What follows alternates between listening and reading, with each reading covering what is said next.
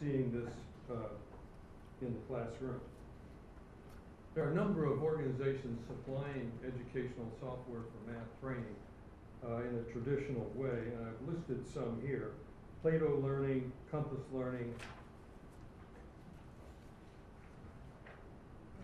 Pearson Digital, Renaissance Learning, and Riverdeep are the leading suppliers of math education software.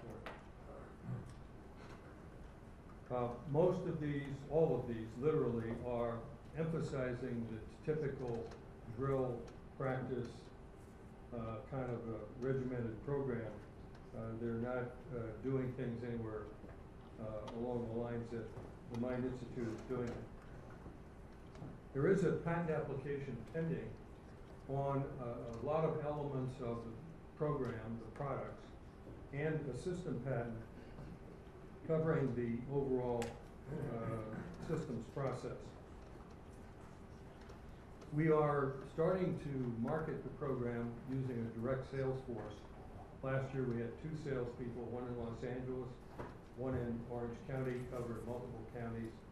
The whole point here was not only to prove the, we've already proven the learning process, we want to prove the business model and the ability of professional, experienced education software sales reps to in fact sell this product to schools in large numbers on a subscription pricing basis. One of the key things will be to continue an aggressive product development program going forward based on all the knowledge that we've obtained.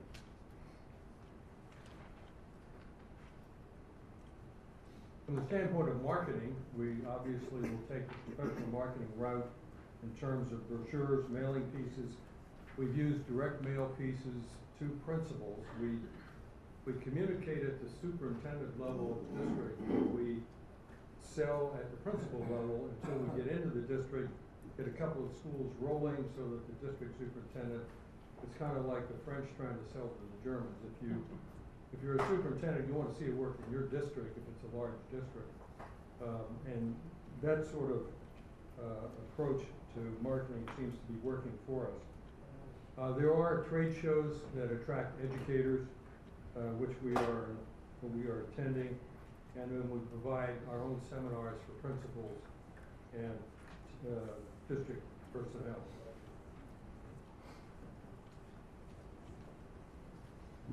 The sales force, quote unquote, was 2 people last year. We're increasing it by 6 right now. We've hired 3 more, so we're at 5. We're going to be hiring 3 more shortly. And so we'll be operating throughout the state of California, and we're starting in Texas in 2005. We'll be in Dallas, San Antonio, and Houston. Support is an important part of this.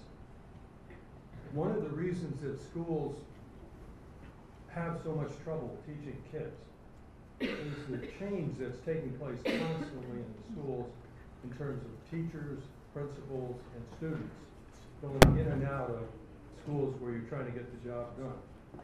And one of the things that we do is we provide IT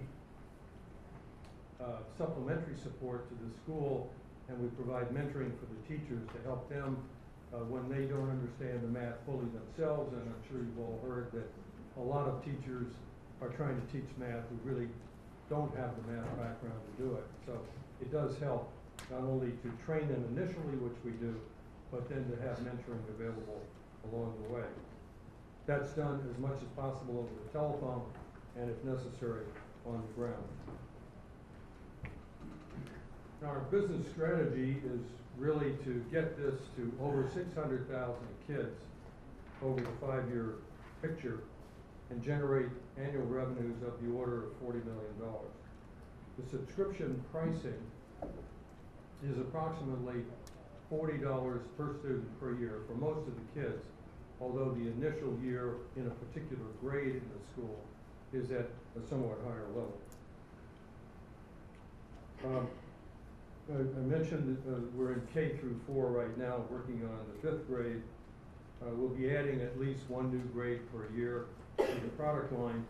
Last year, we were in 37 schools in Southern California and with 8,000 kids. This year, currently, we're with 12,200 kids in 61 schools. And we will be expanding that aggressively as we expand the sales force.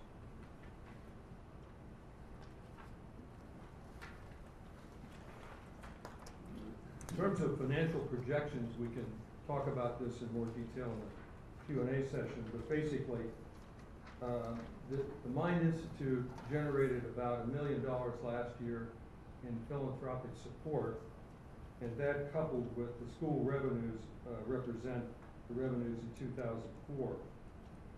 We've held the donation projection in effect at about $1.2 million going through this chart. So if you subtract $1.2 million, you see what the school revenues will be going forward.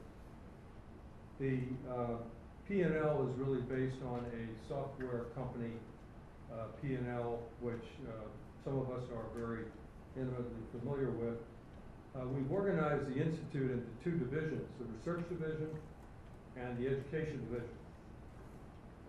The Research Division has academics in it who operate in certain ways, and the Education Division has professional software development and marketing and management people in it, and operate in a different style.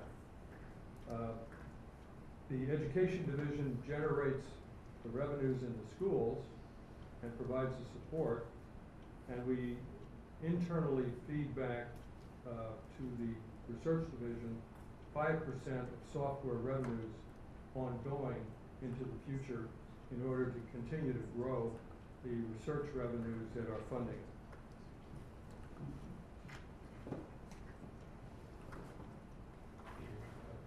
Yeah, we're basically seeking a revolving line of credit. We're not talking about an investment per se in equity at this point in time. Although in the future, obviously, we can spin out the Education Division. And I think milestone-wise, we've covered the picture. I think a real important aspect of our program is the management team. I have about 25 years of experience running computer companies of various sizes. The most recent one was FileNet Corporation, which I founded, about a $400 million company. The CTO is a neuroscience PhD from Berkeley that's deeply involved in the program. The Education Division is managed by a professional that's been on board now for 3 years. The Vice President of Sales joined us in November. She has 13 years as a national head of sales. And the VP of Finance, Greg Levins, is sitting up here,